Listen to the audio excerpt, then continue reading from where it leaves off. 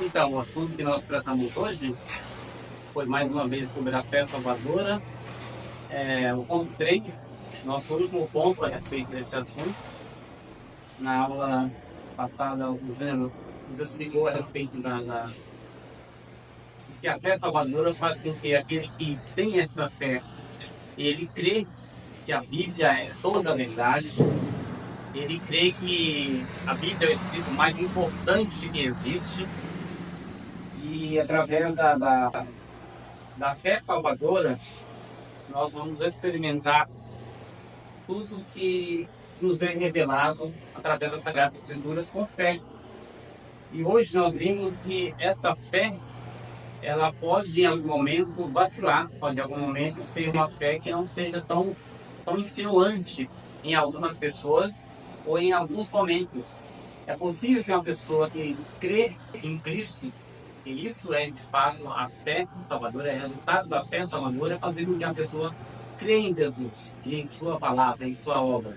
Mas é possível que pessoas que ainda creem em Cristo em algum momento possam ter essa fé abalada, ou é possível também que as pessoas creem em Cristo, mas no início da sua fé, essas pessoas não desfrutem de uma maturidade cristã. E por isso elas não experimentam das bênçãos de Deus no sentido de não perceber a grandeza, a grandiosidade de Deus. Então é necessário que as pessoas que nasçam através da fé também cresçam, desenvolvam, para que possam desfrutar da bênção de ser crente ainda nesta vida, ainda neste ambiente terreno. Então cabe àqueles que possuem uma fé mais robusta, uma fé mais firme, compreender aqueles que têm uma fé que ainda não alcançou tal estágio. Porém, é necessário que quem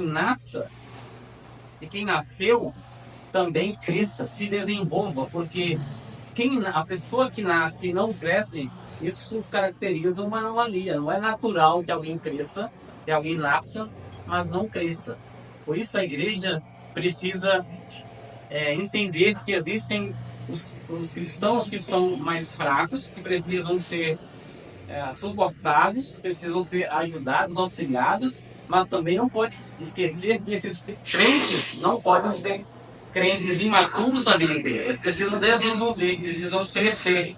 E para isso é necessário que lhe seja dado um alimento, né? Porque a pessoa que não se alimenta, ela é uma pessoa raquítica, uma pessoa fraca, uma pessoa doente. E o alimento que sustenta o crente, faz com que ele cresça, é exatamente a palavra de Deus. E a fé salvadora é a fé que crê nessa palavra. Então, à medida que a pessoa vai se alimentando da palavra de Deus, ela vai crescendo, vai se desenvolvendo.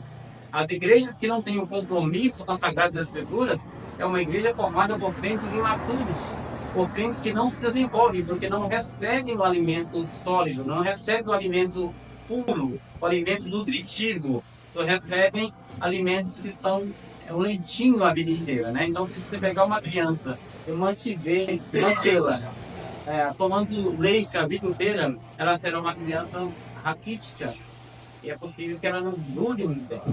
Mas uma criança que avança, né? Ela inicia com leite, mas depois vai recebendo alimento sólido, ela se desenvolve e se torna um adulto saudável. A fé salvadora, ela nos faz ter essa fé para crescermos e sermos saudáveis. Então nós temos, inclusive na Bíblia, exemplos de pessoas que desenvolveram a sua fé de uma maneira que devem nos trazer encorajamento, deve nos trazer consolo e deve nos motivar a olhar para esses exemplos, né? Dos pais da igreja que desenvolveram a sua fé de uma forma exemplar e que alcançaram a vitória por causa da fé. Aliás, a própria fé é a que garante a vitória do crente, porque há uma diferença entre a fé salvadora e a fé comum. A fé salvadora é uma fé que ela é resultado da graça salvadora. A fé salvífica é resultado da graça salvadora. E existe a graça comum que está para todos aí. Então, mesmo que dizem que creem, mas essa fé deles não é capaz de salvá-los. Agora, quem possui essa fé aqui, eles sabem que mesmo enfrentando dificuldades, mesmo enfrentando adversidades, ele vai vencer no final. Essa fé não pode ser destruída por completo. Ela pode, em algum momento, ser desgastada, pode, em algum momento, ser diminuída, mas ela não poderá ser destruída por completo. Porque a própria fé é o escudo que protege a fé. Então, não somos nós, não é a nossa força, mas a fé que está em nós é resultado de uma operação sobrenatural de Deus em nossa vida. É por isso que ela resiste a tudo que é contra, que vem como inimigo, e ela consegue sustentar, manter-se e ir até o fim. A fé salvadora, ela nos consola até o fim, mesmo diante de dificuldades. Por isso, nós que somos alvos dessa fé, somos aqueles que vencem o mundo.